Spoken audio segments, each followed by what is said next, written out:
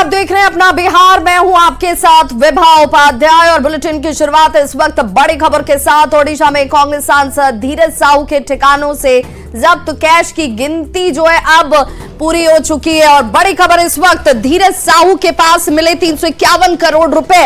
अब इन 351 करोड़ रुपयों की 4 दिन से जो गिनती चल रही थी वो काउंटिंग अब पूरी हो चुकी है। अब गिनती पूरी कर ली गई है। 351 करोड़ रुपए जब्त किए गए हैं। बेलांगीर में 9 जगहों पर ये 10 अलमीरों में रखा हुआ कैश जिसकी बरामदगी की गई है और 4 दिन से ये गिनती जो है कैश की चल रही थी। 176 बैग में कैश की गिनती जो है वो पूरी की गई है और देश में सबसे अधिक कैश की जब्ती जो है वो यहां से की गई है। बताया जा रहा है कि देखिए ये धीरज साहू के पास से 351 करोड़ रुपए की जब्ती और भ्रष्टाचार को लेकर के जो लगातार सवाल उठाए जा रहे थे, इन तस्वीरों को देखकर आप भी एक बार को हैरान हो जाएंगे। देखिए कैसे और कितने लोगों की टीम जो है वो लगी हुई है कैश की गिनती करने के लिए और गड्डियों की ये बंडल आपको नजर आ रही होगी और एक एक गड्डी को गिनने में ये कैश जो यहां पर इस वक्त आपको नजर आ रही है, ये कुल राशि जो है वो 351 करोड़ रुपए की है जिसे अलमीरों में बैग में भर कर रखा गया था। जब इसे गिनती करने के लिए मशीन मंगाई गई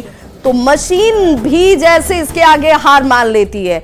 बार बार मशीन गर्म हो रही थी और अब जब गिनती को 4 दिनों में पूरा किया गया है तो बताया जा रहा है कि ये जो कुल राशि है वो 351 करोड़ रुपए की है जो यहां पर रखे गए थे। कांग्रेस ने अर्थतंत्र को खोखला कर दिया। ये बयान भी कैसे अब एक के बाद एक जैसे ही रकम की बरामदगी हुई इसके बाद सामने आना शुरू हो जाता है और कैश कांड को लेकर के तमाम लोगों के बयान जो है वो इस वक्त आपके सामने टीवी स्क्रीन पर भी।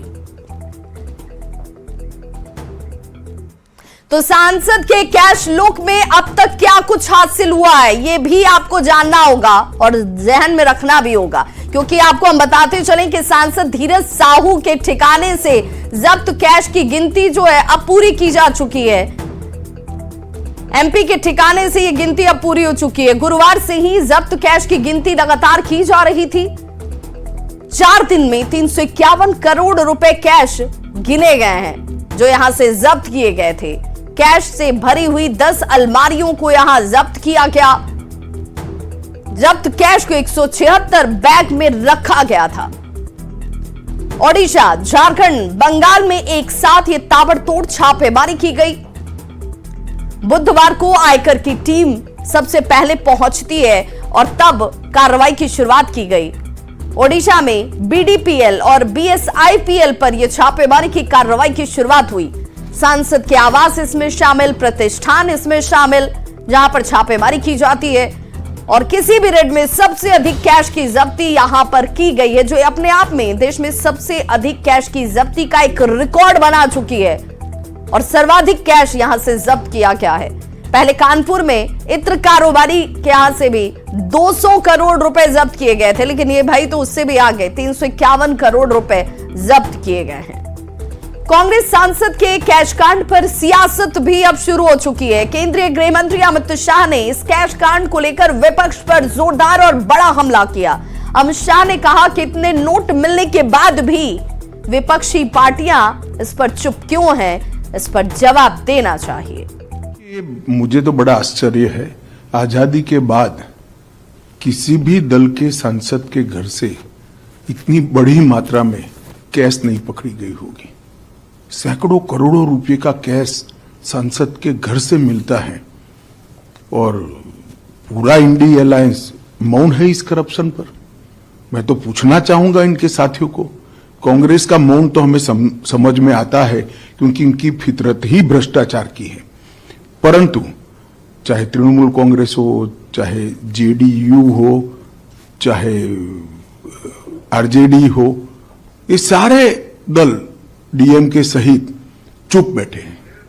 सपा भी चुप बैठी है, कोई रिएक्शन नहीं। अब मुझे समझ में आ रहा है कि मोदी जी के खिलाफ ये जो एक प्रचार अभियान चला कि एजेंसियों का दुरुपयोग हुआ है वो क्यों चलाया गया, क्योंकि इनके जहन में एक डर था कि हमारे करप्शन के सारे कच्चे चिट्ठे खुल जाएंगे और मैं मानता हूं कि ये उचित ही हुआ है। जिस प्रकार से इतनी विपुल मात्रा में भ्रष्टाचार झारखंड जैसे गरीब राज्य में हो रहा है वो आंख खोलने वाला है। और ये जो राजनीतिक प्रोपोगंडा करते हैं एजेंसियों के दुरुपयोग का, उनको ये अपने आप ही उनके ही कृत्य से जवाब मिल गया है। इतना भारी करप्शन करने के बाद भी अगर कोई एजेंसी काम न करे तो एजेंसी की क्षमता पर सवाल उठते हैं।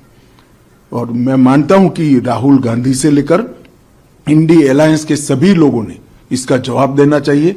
भारतीय जनता पार्टी ये मसले को बहुत नीचे तक, इस देश के जन जन तक ले जाएगी और जागरूकता लाने का प्रयास करेगी। तो कांग्रेस सांसद के कैश लूट पर सियासत जारी है। चिराग पासवान ने कांग्रेस पर इसे लेकर जमकर निशाना साधते हुए कहा कि विपक्षी नेताओं की ये पुरानी परंपरा है। तो गिरिराज सिंह ने कहा कि नरेंद्र मोदी को हराने के लिए ही कांग्रेस जैसे ये पैसे जमा कर रही थी। वहीं केंद्रीय राज्य मंत्री अश्विनी चौबे की तरफ से बयान आता है जिसमें अश्विनी चौबे ने कहा कि कांग्रेस का जल्द ही सर्वनाश होने वाला है। में कोई पकड़ा गया तो उससे अपना पल्ला झाड़ने का काम करेंगे, बट बहरहाल लिंक है नहीं है ये तमाम चीजें जांच का विषय है और जांच में जो भी दोषी हैं कार्रवाई उस पर जरूर होनी चाहिए। की जुबान बंद है। धीरज साहू के पैसे कहां जा रहे थे? किस चुनाव के लिए? मोदी को हराने के लिए था क्या? ये पैसे इकट्ठा किए जा रहे हैं घमंडिया गठबंधन की ओर से मोदी को हराने के लिए, और कांग्रेस के लोग उसको बचाने में लगे। ये भ्रष्टाचार की कहानी को गढ़ते, ये वंशवादियों का कहानी गढ़ते और उसको बचाने में लगे हुए हैं भ्रष्टाचार को। तो ऐसे भ्रष्टाचारी, दुराचारी, अत्याचारी, व्यभिचारी लोगों का नाश होगा और जो लोग उसको बचाएंगे उनका भी नाश होगा। तो कांग्रेस सांसद कैश कांड पर बिहार में अब सियासत गर्म हो चुकी है। बीजेपी जहां विरोधियों पर इसे लेकर हमलावर है, वहीं विपक्ष की तरफ से कोई जवाब नहीं आ रहा। कांग्रेस सांसद कैश कांड पर जिस तरह से बीजेपी भ्रष्टाचार का हवाला दे रही है, प्रहार कर रही है, पहले तो बीजेपी को ये बताना चाहिए कि देश से लुटेरे क्यों हो गए फरार और सोते रह गए चौकीदार। कांग्रेस पार्टी ने अपना पक्ष रखा है, लेकिन भाजपा के लोग अपनी मार्केटिंग में लगे हुए हैं। मोदी जी की गारंटी की बात कर रहे हैं। मोदी जी की गारंटी सिर्फ एक बात की है कि अगर कोई भ्रष्टाचार करेगा, भारतीय जनता पार्टी में शामिल हो जाएगा, मोदी जी के शरणागत हो जाएगा, तो उसके सारे दाग धुल जाएंगे। चाहे वो भाजपा के राष्ट्रीय अध्यक्ष बंगारू लक्ष्मण हो जो रिश्वत लेते कैमरा के सामने पकड़े गए थे, चाहे मोदी जी के वो तमाम मित्र जो ये देश लूट कर भाग गए और मोदी जी ने उन्हें विदेशों में ले जाके आराम से बसा दिया हो, या आज कोई पकड़ा गया भ्रष्ट आदमी हो, चाहे वो किसी पार्टी का हो, कांग्रेस का ही क्यों हो, कांग्रेस कभी किसी भ्रष्ट के साथ नहीं। इंडी गठबंधन का तो जन्म ही भारत में भ्रष्टाचार को पोषित करने वाले दलों और उनके नेताओं को संरक्षित करने के लिए हुआ है।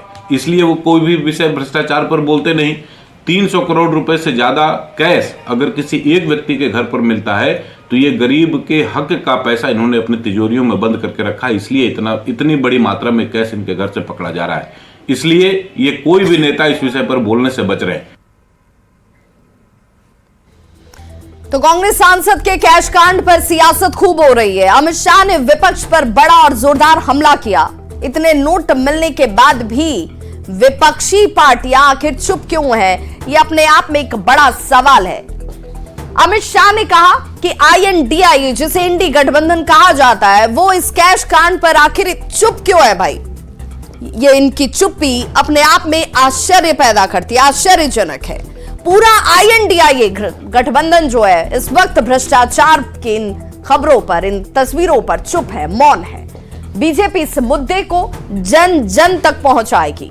सरकारी एजेंसियों के गलत इस्तेमाल पर भी अमित शाह ने जोरदार प्रहार किया। उन्होंने कहा कि विपक्ष के मन में कहीं ना कहीं एक डर है, उस डर की वजह से भी वो इस पर कुछ खुलकर बोल नहीं रहे। विपक्ष के भ्रष्टाचार के सारे राज अब धीरे धीरे खुल जाएंगे। दरअसल कैश कांड पर विपक्ष के किसी भी बड़े नेता का बयान सामने नहीं आया है और विपक्ष के बड़े नेता भ्रष्टाचार के खिलाफ बड़े एक्शन पर चुप क्यों हैं? कांग्रेस इसे धीरज साहू का व्यक्तिगत मामला बताकर पल्ला झाड़ रही है। ऐसे में बीजेपी विपक्ष पर इसे लेकर हमलावर है। अमित शाह ने यहां तक कहा और साफ शब्दों में कहा कि आने वाले चुनाव में भ्रष्टाचार बीजेपी के लिए एक बड़ा मुद्दा होने वाला है। कैश कांड पर विपक्ष की चुप्पी से अब सवाल जो है वो उठने शुरू हो चुके हैं कि आखिर भाई विपक्ष इस मसले पर जो भ्रष्टाचार को मुद्दा बता रही थी, जो ईडी पर सवाल खड़े कर रही थी, जांच एजेंसियों की वैधानिकता पर सवाल खड़े कर रही थी, वो क्यों विशेष राज्य के दर्जे पर देखिए अब इस वक्त ये बड़ा बयान सामने आया है। ये बड़ी खबर इस वक्त अमित शाह की तरफ से ये बड़ा बयान आता है जिसमें अमित शाह ने सीधे तौर पर कहा है कि बीजेपी नेताओं से बातचीत में उनकी तरफ से कहा गया कि विशेष राज्य और जातीय गणना ये सिर्फ एक चुनावी स्टंट है, स्टंट से ज्यादा कुछ भी नहीं। अब आपको बताते चलें कि विशेष राज्य के दर्जे पर जब अमित शाह की तरफ से ये बड़ा बयान बीजेपी नेताओं से औपचारिक बातचीत के दौरान उनका ये बयान आता है, विशेष राज्य के दर्जे और जातीय गणना ये सिर्फ एक चुनावी स्टंट है। विशेष राज्य के दर्जे की मांग जो बार बार की जा रही थी वो चुनावी स्टंट से ज्यादा कुछ नहीं। तो चुनावी स्टंट और चुनाव है इसलिए विशेष राज्य के दर्जे की मांग। लोकसभा चुनाव के लिए मजबूती से काम करने का निर्देश अमित शाह की तरफ से तमाम बीजेपी नेताओं और कार्यकर्ताओं को बातचीत करने के दौरान दिया गया। तो विशेष राज्य और जातीय गणना पर अमित शाह ने कहा कि जो मांग की जाती है भाई चुनाव आते आते ये मांग आ जाती है, तो ये सिर्फ चुनावी स्टंट है, इससे ज्यादा कुछ नहीं है, इच्छा नहीं है, सोच नहीं है, सिर्फ और सिर्फ चुनावी स्टंट के तौर पर इसका इस्तेमाल किया जाता है और इसी वजह से ये इससे ज्यादा कुछ नहीं। लोकसभा चुनाव के लिए मजबूती से काम करने का निर्देश बीजेपी नेताओं को अमित शाह की तरफ से दिया गया। तो ये बड़ी खबर इस वक्त बार बार जेडीयू की तरफ से, महागठबंधन की तरफ से कह लीजिए कि बार बार ये कहा जा रहा था कि विशेष राज्य के दर्जे की मांग हम कर रहे हैं। बिहार इसलिए गरीब है, इसलिए पिछड़ा हुआ है क्योंकि इसे विशेष राज्य का दर्जा नहीं मिल रहा है। अमित शाह की तरफ से इस पर बड़ा बयान दिया जाता है। पटना संवाददाता शैलेंद्र हमारे साथ इस वक्त ज्यादा जानकारी के साथ ऑनलाइन पर जुड़ गए। शैलेंद्र, पहली बार विशेष राज्य के दर्जे की मांग जब इस बार मुख्यमंत्री नीतीश कुमार की तरफ से की गई तो पहली बार अमित शाह ने इस पर बयान दिया और कहा कि चुनावी स्टंट से ज्यादा ये कुछ नहीं।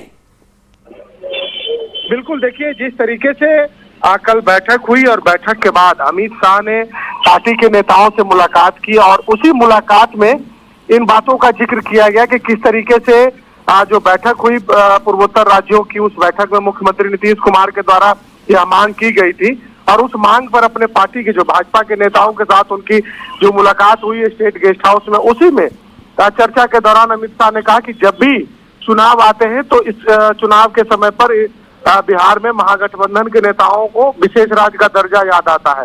साथ ही साथ देखिए विशेष दर्जा के साथ साथ अमित शाह ने नीतीश कुमार के स्वास्थ्य को लेकर के भी चिंता जाहिर की है और जो जातीय गणना हुई उस जातीय गणना पर भी अपने नेताओं से बातचीत के दौरान अमित शाह ने कहा कि ये कहीं पॉलिटिकल स्टंट न हो और इसका लाभ आम लोगों के साथ साथ सिर्फ राजनीतिक दलों को न हो, इसका भी ख्याल रखा जाना चाहिए। साथ ही साथ उन्होंने लोकसभा चुनाव में मजबूती से तैयारी करने का निर्देश अपने पार्टी के नेताओं को भी दिया है। इसके साथ साथ धारा 370 के अलावा अन्य चीजों पर भी अमित शाह ने अपने पार्टी के नेताओं के साथ जिक्र किया, लेकिन महत्वपूर्ण स्पेशल स्टेटस और जातीय गणना को लेकर के जो चर्चा हुई उसे बिहार के सियासत के हिसाब से महत्वपूर्ण माना जा रहा है। जी बहुत बहुत शुक्रिया शैलेंद्र इस तमाम जानकारी के लिए।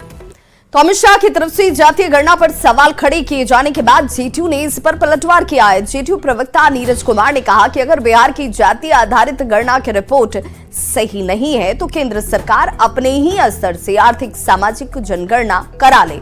केंद्र के पास जनगणना कराने का पूरा संसाधन मौजूद है, केवल समर्थन करने से काम नहीं चलेगा। जेडीयू ने आरक्षण का दायरा बढ़ाए जाने के फैसले को संविधान की 9वीं अनुसूची में डालने की भी मांग की। गृह मंत्री के रूप में तो आप नाकाम हैं, तो सहकारिता मंत्री माननीय अमित शाह जी, जनगणना कराने का संवैधानिक अधिकार आपके पास, जनगणना कराने के लिए एजेंसी आपके पास, कर्मी आपके पास, आप कह रहे हैं कि हम पक्ष में हैं। अरे ये तो आपका दायित्व है कि आप देश के अंदर में सामाजिक आर्थिक जनगणना कराइए। तो हम तो यह जानना चाहते हैं कि अगर बिहार के जाति सर्वे से आपको मतभेद है तो देश भर में सामाजिक आर्थिक जनगणना करा दीजिए। दूध का दूध, पानी का पानी हो जाएगा। 9वीं अनुसूची में डालिए। राजनीति में भाषाई पैतरेबाजी नहीं, जो हमारा हक है वो हम लेकर के रहेंगे। आज सीएम नीतीश का जनता दरबार भी लगने वाला है। सीएम फरियादियों की समस्या से रूबरू होंगे और मुख्यमंत्री से मिलने के लिए ऑनलाइन अप्लाई भी करना पड़ता है, जिसके बावजूद कई ऐसे लोग हैं जो अपनी समस्या को लेकर सीधे यहां पर पहुंच गए बिना ऑनलाइन अप्लाई किए हुए। फरियादियों की कोशिश है कि कैसे भी मुख्यमंत्री से उनकी मुलाकात हो जाए। जनता दरबार में मुख्यमंत्री नीतीश कुमार से मुलाकात करने के लिए फरियादियों के पहुंचने का सिलसिला भी सुबह से ही शुरू हो चुका है। जायजा लिया हमारी सहयोगी विनीता मिश्रा ने। दिसंबर महीने का दूसरा सोमवार है आज। सोमवार के दिन मुख्यमंत्री नीतीश कुमार जनता की फरियाद सुनते हैं। जनता दरबार में वो मौजूद रहते हैं। हालांकि दिसंबर महीने के पहले सोमवार को किसी कारणवश जनता दरबार स्थगित कर दिया गया था, लेकिन आज जनता दरबार में मुख्यमंत्री नीतीश कुमार होंगे और जनता की फरियाद सुनेंगे। उसके मद्देनजर यहाँ तमाम जो तैयारी है वो की जा रही है। जो फरियादी हैं उनके पहुंचने का सिलसिला भी शुरू हो गया है। तमाम सुरक्षा के दृष्टिकोण से जो तैयारी है वो यहाँ की जा रही है। साफ सफाई भी यहाँ पर हर दिन यूं तो की जाती है, लेकिन खास तौर पे जब जनता दरबार का आयोजन किया जाता है, जब फरियादी मुख्यमंत्री नीतीश कुमार से मिलने अपनी फरियाद लेकर पहुंचते हैं, उसके मद्देनजर सुरक्षा के व्यापक इंतजाम यहाँ किए जाते हैं। और सुबह सवेरे से ही जो फरियादी हैं उनके पहुंचने का सिलसिला भी शुरू हो गया है। क्या नाम है? छंगुड़ी राम। कहाँ से आए हैं? कटिहार जिला से। क्या समस्या है? जगह जमीन का समस्या है। आज मुलाकात होगी मुख्यमंत्री से? नहीं होगा। नहीं होगा? हाँ होगा। मतलब ऑनलाइन आपने ऑनलाइन नहीं किए हैं सर। ऐसे ही आए हैं? ऐसे तो ऐसे कैसे मिलेंगे फिर? ऑनलाइन नहीं किया, हमको मालूम नहीं ऑनलाइन कहाँ से होता है सर। जी, तो कई लोग ऐसे भी हैं कि जो मुख्यमंत्री नीतीश कुमार से मिलने तो आते हैं, लेकिन जो ऑनलाइन की प्रक्रिया है वो पूरी नहीं करते और ऐसे में इन्हें निराश होकर वापस लौटना पड़ता है, क्योंकि जो प्रक्रिया है मुख्यमंत्री नीतीश कुमार से मिलने की उसे ऑनलाइन कर दिया गया है। और ऐसे में लोग सोमवार के दिन आ जाते हैं लेकिन फिर निराश होकर वापस लौटते हैं। जो फरियादी हैं उनकी फरियाद सुनते हुए मुख्यमंत्री नीतीश कुमार उचित कार्रवाई करने का निर्देश भी देते हैं। कैमरामैन अजय दुबे के साथ विनीता मिश्रा, न्यूज़ 18 पटना। खबर गोपालगंज से, जहां सदर अस्पताल में डॉक्टरों की बड़ी लापरवाही देखने को मिली, जिसकी वजह से प्रसूता मरीजों की जान खतरे में आ गई। डॉक्टरों के ड्यूटी से घंटों गायब रहने की वजह से प्रसूति जो महिलाएं थीं उनकी जान खतरे में पड़ जाती है। मरीजों के हंगामा करने के बाद 4 घंटे के बाद डॉक्टर पहुंचे और तब इनका इलाज शुरू किया गया। आपको बता दें कि जिले के सदर अस्पताल के डिलीवरी वार्ड में नर्सों की ओर से किए गए इलाज से 4 प्रसूति महिलाओं की हालत बिगड़ गई। डॉक्टर ड्यूटी से गायब थे। मरीजों ने जब डॉक्टर को बुलाने की मांग की तो नर्सों ने उन्हें रेफर कर दिया। हो जाएगा बच्चा, वो पानी चढ़ाई, सुई दी 4 बजे भोर से और 2 बजे तक कह रही है कि नहीं होगा बच्चा, उल्टा है। वो तो पता है हम लोग को उल्टा है बच्चा, तो कह रही है हो जाएगा। और 2 बजे से कह ये नहीं होगा, आप लेके रखो चाहे लेके चले जाओ। तो फिर कोशिश किए ये लोग, कह रहे हैं 2 आदमी और है वो आएंगे डॉक्टर साहब, तो इसको साथ ऑपरेशन हो जाएगी, अपना तो लेकर जाओ। तो यहाँ पर बच्चे रख दिए। 2 बजे से सर कह रहे हैं अब आते हैं, अब आते हैं, अब आते हैं। आते आते 2 बजे से लेकर 6 बज गया, अब सर आए, डॉक्टर साहब आए। और न्यूज़ 18 ऐसे में सवाल पूछता है कि बड़ी लापरवाही के लिए जिम्मेदार आखिर कौन है? 4 घंटे तक डॉक्टर गायब रहे, क्यों? नाइट ड्यूटी पर डॉक्टर आखिर क्यों नहीं थे? नर्सों ने मरीजों का इलाज क्यों किया? जिनकी जिम्मेदारी थी वो अपनी ड्यूटी से गायब क्यों थे? 4 घंटे तक डॉक्टर अस्पताल में रहते ही नहीं है। नाइट ड्यूटी पर डॉक्टरों की तैनाती नजर नहीं आती है और मरीज नर्सों के भरोसे। तो इस बुलेटिन में बस इतना ही, लेकिन न्यूज 18 बिहार झारखंड पर खबरों का सिलसिला लगातार जारी है।